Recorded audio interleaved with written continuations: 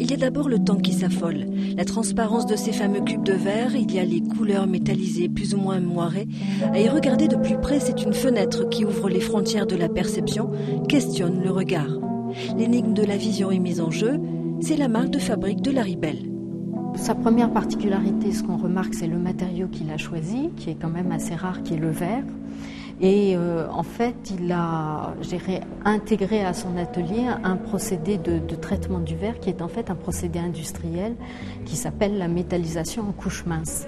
Et, ce qui permet de projeter en fait sur le support verre des très très fines parcelles de métal qui donnent cet effet de reflet, de transparence, de vapeur qui peuvent apparaître soit sur du verre mais aussi sur du papier. On a toujours un effet de transparence, de création, on va dire, d'un espace qui est un espace pratiquement sans fin, une perspective illimitée.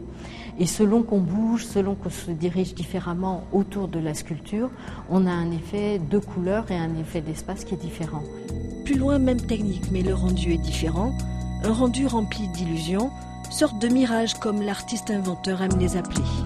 Il passe le collage sous une tresse.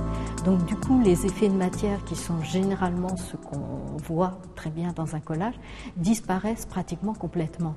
Par contre, les effets de lumière sur les particules métalliques nous donnent cette impression presque de trompe-l'œil en fait.